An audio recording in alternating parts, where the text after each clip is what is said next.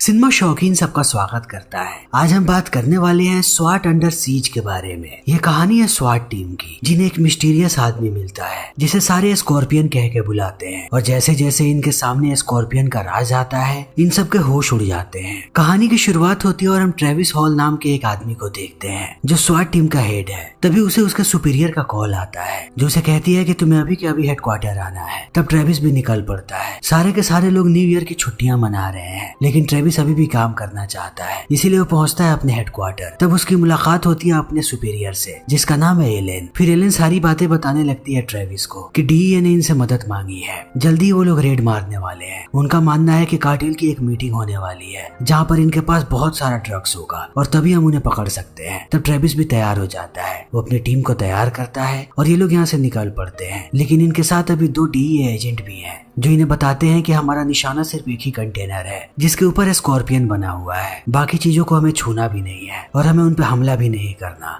हमें सिर्फ सबूतों को इकट्ठा करना है ताकि हम उन्हें पकड़ सके। तब सारे लोग इस बात को हल्के में लेते हैं, कोई भी इस बारे में ज्यादा नहीं सोचता, सब हंसी मजाक में मशगूल होते हैं। और थोड़ी देर के बाद ये लोग पहुंच जाते हैं उस जगह पे। तब धीरे धीरे ये लोग हर जगह घूमने लगते हैं, इन्हें कोई भी कहीं भी नजर नहीं आता। तब इनका अप्रोच और भी कैजुअल हो जाता है, लेकिन थोड़े वक्त के बाद इन्हें वो कंटेनर मिल जाता है जिसके ऊपर स्कॉर्पियन बना हुआ है। लेकिन अब ये लोग कंटेनर के पास जाते उससे पहले कार्टेल वाले इन पे हमला कर देते हैं। इन पे चारों तरफ से अंधाधुंध गोलियां चलने लगती है। तब ये लोग भी सीरियस होते हैं, अपनी बंदूकें निकालते हैं और एक एक करके सारे कार्टेल के मेंबर्स को मारने लगते हैं। और एक वक्त के बाद इनकी जीत होती है। लेकिन इनके लिए अच्छी बात यह है कि इनके पास एक कार्टेल का मेंबर है जो अभी भी जिंदा है। इस आदमी का नाम है डिएगो। डिएगो को इन लोगों ने इसीलिए जिंदा रखा है ताकि इससे ये लोग पूछताछ कर सके। और इन्हें लगता है कि सारी चीजें खत्म हो गई हैं। फिर सारे सिपाही इधर उधर घूमने लगते हैं और हर एक कंटेनर के पास जाते हैं। इन्हें पता नहीं होता कि कार्टेल का एक और मेंबर जिंदा है जो इनके ऊपर आरपीजी छोड़ता है। तब यहाँ पे एक बहुत ही बड़ा ब्लास्ट होता है जिसमें कई सारे स्वाट के मेंबर्स मारे जाते हैं, मगर ट्रेविस जैसे उस आदमी को देखता है एक ही गोली में उसका काम तमाम कर देता है। तब ये लोग पहुंचते हैं स्कॉर्पियन वाले कंटेनर के पास और उसे खोलते हैं, लेकिन खोलते ही ये लोग आश्चर्यचकित रह जाते हैं क्योंकि अंदर कोई भी ड्रग्स नहीं है। अंदर एक आदमी को इन लोगों ने बांध करके रखा है जिसके पीठ पे स्कॉर्पियन का टैटू बना है। ये आदमी कुछ भी नहीं बोलता। ये लोग इससे बहुत सारे सवाल जवाब करते हैं लेकिन इन्हें कोई भी जवाब नहीं मिलता। तब ट्रेविस निश्चय करता है कि वो सबको लेकर के आएगा पुलिस स्टेशन। वो डिएगो को भी पकड़ता है और इस आदमी को भी, और सारे लोग आ जाते हैं वापस। लेकिन जैसे ही एलेन को ये बात पता लगती है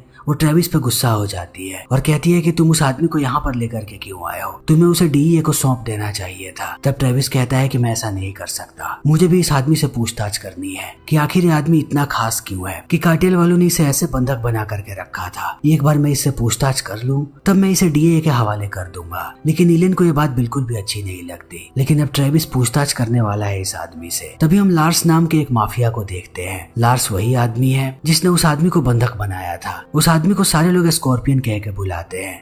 और यहीं पर हम लार्स के साथ उसके बिजनेस पार्टनर को भी देखते हैं जिसका नाम है फिनिक्स। तभी लार्स का फोन बजता है। वो जैसे ही फोन उठाता है उसे पता लगता है कि स्कॉर्पियन को स्वाट टीम ने पकड़ लिया है और अभी उन लोगों ने उसे बंधक बना करके रखा है अपने हेडक्वार्टर में। तब लार्स चौंक जाता है और अपनी पूरी टीम को कहता है कि जितनी जल्दी हो सके वहाँ पे हमला करो, किसी भी हाल में स्कॉर्पियन मुझे वापस चाहिए। तब उसके सारे आदमी काम पे लग जाते हैं। तभी हम ट्रेविस को देखते हैं जो जाता है आईटी डिपार्टमेंट में और वहाँ के लोगों को कहता है कि मुझे डिएगो और स्कॉर्पियन की पूरी डिटेल चाहिए कि आखिर उनका पूरा नाम क्या है और वो कहाँ से आए हैं। तब आईटी टीम काम पे लग जाती है और थोड़ी देर के बाद वो बताते हैं डिएगो का पूरा नाम और कहते हैं कि एक लेफ्टिनेंट है जो हंगरी में काम किया करता था, लेकिन थोड़े समय पहले से वो कार्टेल के साथ काम कर रहा है। तब ट्रेविस पूछता है स्कॉर्पियन के बारे में, लेकिन इनके पास स्कॉर्पियन के बारे में कोई भी जानकारी नहीं है। कोई भी नहीं जानता कि आदमी कौन है, कहाँ से आया है। तब ट्रेविस पूछताछ करने जाता है स्कॉर्पियन से कि कहीं स्कॉर्पियन ही अपने बारे में बता दे, और दूसरी तरफ अपनी साथी को भेजता है डिएगो से पूछताछ करने के लिए। लेकिन जैसे ही वो डिएगो से सवाल पूछती है डिएगो अपना सर पटकने लगता है टेबल पे और वो ऑफिसर उसे नहीं रोक पाती। तब वो बाहर जाती है मदद लाने के लिए। इसी बीच ट्रेविस पूछता है स्कॉर्पियन से कि तुम कौन हो। तब स्कॉर्पियन कहता है कि तुम डिएगो से क्यों नहीं पूछते, वो मेरे बारे में बेहतर बता पाएगा। तब ट्रेविस जाने लगता है डिएगो के पास, लेकिन जैसे ही वो उसके सेल में जाता है देखता है कि डिएगो की मौत हो गई है। उसने अपना सर इतनी बार टेबल पे पटका कि उसकी मौत हो गई। तब वो वापस आता है स्कॉर्पियन के पास पास और उसे पूरी बात बताता है। तब स्कॉर्पियन कहता है कि मैं तुम्हें ये नहीं बता सकता कि मैं कौन हूँ और कहाँ से आया हूँ, लेकिन मैं तुम्हें इतना बता सकता हूँ कि कुछ ही देर में यहाँ पे 2 फेडरल ऑफिसर आएंगे जो यहाँ से मुझे लेकर के जाना चाहेंगे। लेकिन सबसे खास बात यह है कि वो कोई भी ऑफिसर नहीं होंगे, वो सिर्फ भाड़े के टट्टू होंगे। तब इन बातों को सुनने के बाद ट्रेविस भी चौंक जाता है और आता है स्कॉर्पियन के सेल से बाहर। तब उसे बताया जाता है कि बाहर 2 FBI एजेंट्स आए हैं। फिर ट्रेविस उनसे पूछताछ करने लगता है और लेकर के आता है अंदर। लेकिन जब ट्रेविस उनकी आइडेंटिटी के बारे में बात करता है तब इनके पास कोई भी जवाब नहीं होता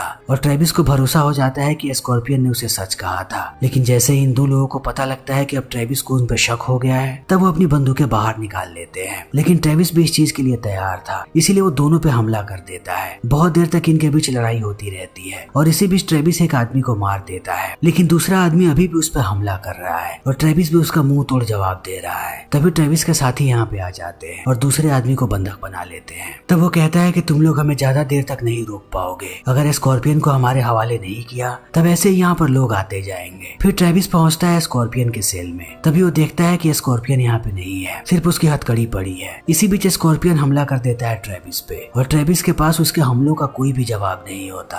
स्कॉर्पियन एक बहुत ही बेहतरीन फाइटर है। स्कॉर्पियन ट्रेविस की बंदूक छीनता है और अंत में उस पर बंदूक तान देता है, लेकिन गोली चलाने के बजाय उसकी बंदूक उसे वापस करके कहता है कि यहाँ पर ऐसे ही लोग आते रहेंगे, इसीलिए ऐसे हमले के लिए तैयार हो जाओ और मुझे भी लड़ने दो, क्योंकि तुम्हें पता भी नहीं है कि तुम्हारा मुकाबला किससे है। तब इस बात को सुनते ही ट्रेविस स्कॉर्पियन को लेकर के जाता है दूसरे सेल में और थोड़े वक्त के बाद एलेन और ट्रेविस दोनों पहुंचते हैं स्कॉर्पियन के पास और उसे सवाल जवाब करना शुरू करते हैं कि आखिर स्कॉर्पियन है कौन। तब स्कॉर्पियन कहता है कि मैं एक अंडरकवर स्पेशल एजेंट हूँ और मेरे पास कुछ ऐसा है जो $1 बिलियन का है, जिसे पाने के लिए क्रिमिनल्स कुछ भी करेंगे। मेरे पीछे एक माफिया पड़ा हुआ है जिसका नाम है लार्स। लार्स छोटे छोटे देशों पे कब्जा करता है और मेरे पास उसकी सबसे बड़ी अमानत है और वो अपनी जान भी दे देगा इस चीज को पाने के लिए। तो तुम सब के लिए अच्छा यही है कि चौकन्ने रहो, हर वक्त हम पे हमला होने वाला है। तब इस बात को सुनने के बाद ट्रेविस भी चौंक जाता है। ट्रेविस को भी पता है कि लार्स कितना खतरनाक आदमी है और लार्स क्या कर सकता है। तब ट्रेविस और एलेन निश्चय करते हैं कि वो लोग स्कॉर्पियन को दूसरी जगह भेज देंगे जहाँ पर ज्यादा सिक्योरिटी हो। तब स्कॉर्पियन इन्हें कहता है कि तुम्हें पता भी नहीं है, तुम लोगों के बीच एक घुसपैठिया है जो हर वक्त की खबर उसे दे रहा होगा। तब ट्रेविस कहता है कि हमें स्कॉर्पियन को किसी ऐसी जगह पे लेकर के जाना पड़ेगा जहाँ पर लार्स इसके पास ना पहुँच सके। तब ये लोग भी जाने की तैयारी करने लगते हैं। इसी बीच हम लार्स को देखते हैं जो अपने हैकर को कहता है कि वो सारे कैमराज को हैक करे, स्वाट टीम के अगल बगल में जितने भी कैमराज हैं। फिर वो स्वाट हेडक्वार्टर को बड़े ही ध्यान से देखने लगता है। तभी वो देखता है कि ये लोग स्कॉर्पियन को यहाँ से लेकर के जा रहे हैं, लेकिन लार्स की टीम वहाँ पर पहुंच चुकी है। लार्स का एक स्नाइपर ने उन पर निशाना लगा रखा है, वो जल्दी ही ट्रेविस को मार देगा।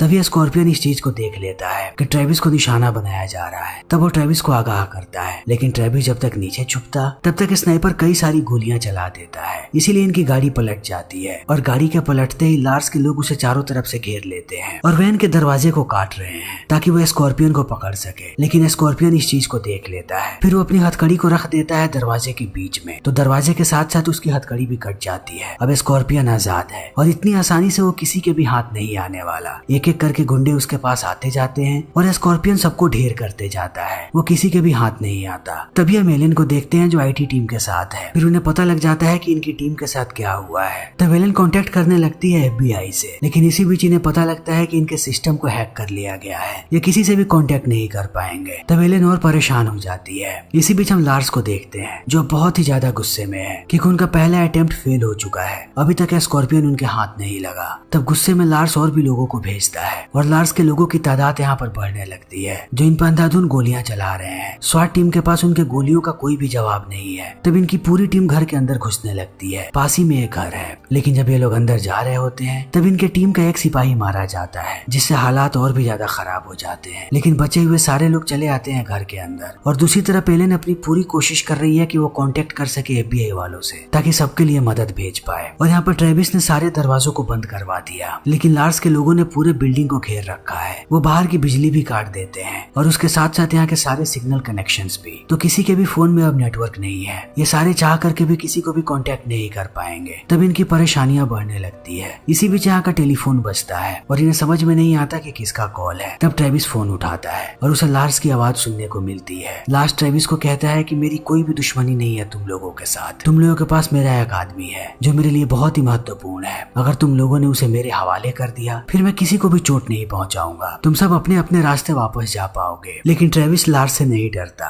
वो उसे कहता है कि चाहे जो करना है कर लो, स्कॉर्पियन यहीं पर रहेगा, हम उसे तुम्हारे हवाले नहीं करने वाले। तब लार्स आग बबूला हो जाता है और कहता है कि अब तुम लोग एक एक करके मरने वाले हो, लेकिन तुम लोगों के साथ तुम्हारा सारा परिवार भी मारा जाएगा। और इतना कहते ही वो सबका नाम लेने लगता है और उनके बीवी बच्चों का भी, कि तुम्हारे मरने के बाद मैं उन सबको मारूंगा। तब सारे लोग डरने लगते हैं और जैसे ही स्कॉर्पियन इस बात को सुनता है वो लार्स को कहता है कि तुम किसी को भी चोट नहीं पहुंचाओगे, तुम चाहते हो कि मैं तुम्हारे पास आऊं तो मैं तुम्हारे पास आ रहा हूं, इन सबको छोड़ दो। फिर लार्स भी मान जाता है, लेकिन ट्रेविस स्कॉर्पियन को कहता है कि हम तुम्हारी जान खतरे में नहीं डाल सकते, मेरे पास एक प्लान है। तब वो सबको प्लान बताने लगता है और स्कॉर्पियन को कहता है कि तुम स्वाट टीम के कपड़े पहनोगे। अभी अभी हमारे एक साथी की मौत हुई है जिसकी कदकाठी तुम्हारे जैसी थी और रंग भी काला था, हम उसे एक स्ट्रेचर पे बांधने वाले हैं तुम्हारे कपड़े पहना के, और धीरे धीरे हम उसे खिड़की के पास लेकर के जाएंगे और इसी बीच हमारे पास पूरा मौका होगा उन पे हमला करने का और तुम्हें बचाने का भी। तब सारे लोग ऐसा ही करते हैं। स्कॉर्पियन स्वाट टीम के कपड़े पहन लेता है और धीरे धीरे वो लोग उस लाश को आगे करने लगते हैं स्कॉर्पियन के कपड़े पहना के। धीरे धीरे लार्स के लोग आगे बढ़ रहे हैं स्कॉर्पियन को पकड़ने के लिए। लार्स भी यहाँ पर आ चुका है। तभी लार्स को अंदाजा हो जाता है कि ये लोग गद्दारी करने वाले हैं। तब वो अपनी पूरी टीम को वापस बुलाता है। जैसे ही लार्स के लोग वापस जाते हैं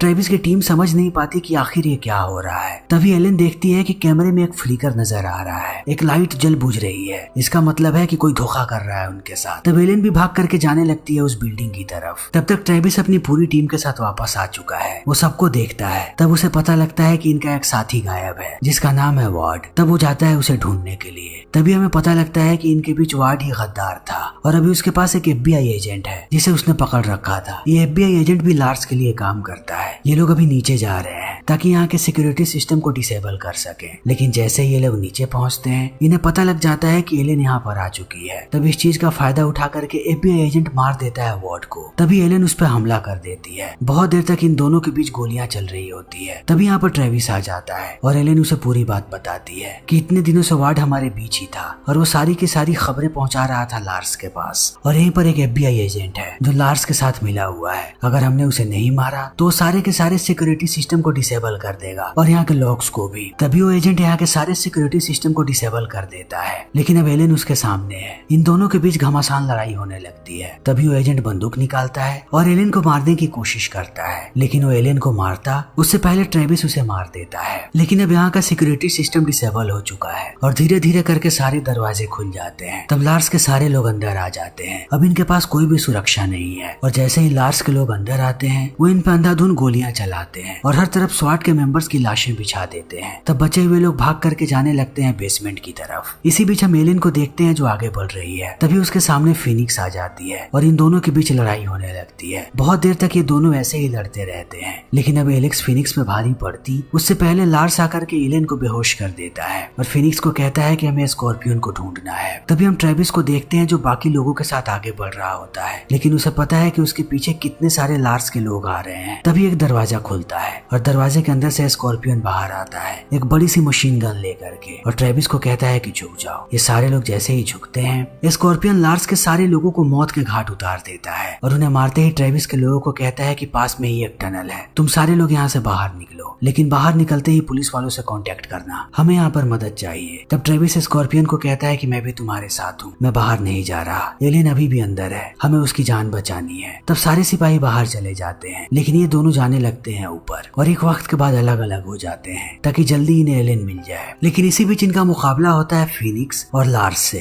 ट्रेविस के पीछे फिनिक्स लग जाती है और स्कॉर्पियन के पीछे लार्स। बहुत देर तक ये लोग लड़ते रहते हैं। स्कॉर्पियन भागता है और लार्स उस पर गोलियां चलाता है। तब स्कॉर्पियन भी लार्स पे गोलियां चलाता है और लड़ते लड़ते ये लोग पहुंच जाते हैं छत पे। तभी दूसरी तरफ हम देखते हैं ट्रेविस को जिसपे फिनिक्स भारी पड़ रही है। बार बार ट्रेविस उसका मुकाबला करने की कोशिश करता है, लेकिन फिनिक्स उस पर हमला करते जाती है। तब अंत में ट्रेविस अपना दिमाग लगाता है और फिनिक्स को फेंक देता है छत से नीचे। तब फिनिक्स की भी मौत हो जाती है और दूसरी तरफ लार्स और स्कॉर्पियन एक दूसरे पे अभी भी अंधाधुंध गोलियां चला रहे हैं। तब एक वक्त के बाद इन्हें एहसास होता है कि अब इनकी गोलियां खत्म हो चुकी हैं। तब ये लड़ने का निश्चय करते हैं, लेकिन स्कॉर्पियन से लार्स का कोई मुकाबला नहीं है। एक ही झटके में स्कॉर्पियन लार्स का काम तमाम कर देता है। यहीं पर लार्स की मृत्यु हो जाती है। तभी ट्रेविस पहुंचता है एलेन के पास, उसे होश में लाता है और ये सारे लोग बाहर चले आते हैं। अब ये लोग इंतजार कर रहे हैं फेडरल ऑफिसर्स ट्रेविस का। तब स्कॉर्पियन इन्हें पूरी सच्चाई बताता है। वो अपना एक नकली दांत निकाल करके बाहर रख देता है और कहता है कि इसमें एक माइक्रोचिप है जिसमें $1 बिलियन का डेटा है। लार्स इसी जानकारी के पीछे था, लेकिन इतना कहने के बाद वो इस चिप को दे देता है यहाँ पर ट्रेविस को। तब ट्रेविस भी इस बारे में सोचने लगता है, लेकिन इसी बीच हमें पता लगता है कि हमेशा से एलेन इस चिप के पीछे थी। उसने जानबूझ के स्वाट की टीम को भेजा था ताकि वो लोग स्कॉर्पियन को पकड़े और ये लोग इस चिप की जानकारी निकलवा लें। और अब एलेन को पता लग चुका है कि चिप कहाँ पे है। तब वो अपनी बंदूक बाहर निकालती है और गोली चला देती है स्कॉर्पियन पे, लेकिन वो गोली जाकर के लगती है उसके कंधे पे। तब वो गोलियां चलाने लगती है ट्रेविस पे। इसी बीच ट्रेविस के हाथ से वो चिप नीचे गिर जाती है और वो जाके छुप जाता है। तब एलेन उस चिप को उठाती है और यहाँ से भागने लगती है। वो भागती हुई पहुंचती है जंगल के बीचों बीच, लेकिन ट्रेविस अभी भी उसके पीछे है। वो बंदूक लेकर के उसका पीछा कर रहा है। तभी एलेन उस पर हमला कर देती है और एक वक्त के बाद अब ट्रेविस जख्मी हो जाता है। फिर भी वो एलेन से लड़ता है और अंत में उस पर बंदूक तान देता है, लेकिन एलेन को कहता है कि मैं तुम्हें मारना नहीं चाहता। अगर तुम अपने आप को मेरे हवाले कर दो तब तुम जिंदा रह सकती हो। तब एलेन भी अपने आप को हवाले कर देती है और ये लोग वापस आ जाते हैं। तब तक पुलिस वाले आ चुके हैं इनकी मदद के लिए। वो एलेन को गिरफ्तार करके लेकर के चले जाते हैं और ट्रेविस को ले जाते हैं स्कॉर्पियन की लाश को पहचानने के लिए। लेकिन जैसे ही ट्रेविस उसकी लाश को देखता है वो समझ जाता है कि यह स्कॉर्पियन नहीं है। स्कॉर्पियन ने फिर से गेम खेला है। वो अपने कपड़े किसी और को पहना के यहाँ से भाग गया है, लेकिन ट्रेविस ये सच्चाई किसी को नहीं बताता। वो सबको कहता है कि यह स्कॉर्पियन ही है। और इन सारी चीजों को निपटाने के बाद अब फाइनली ट्रेविस जाता है अपने घर, अपने बीवी बच्चों के पास, और उनके साथ ही न्यू ईयर सेलिब्रेट करता है। फिर इसी के साथ ये फिल्म यहीं पे खत्म हो जाती है। तो दोस्तों, हमारी आज की ये वीडियो यहीं पे खत्म होती है। अगर आपको हमारी ये वीडियो पसंद आई हो तो इसे लाइक करें, शेयर करें और चैनल को सब्सक्राइब करें। Thank you.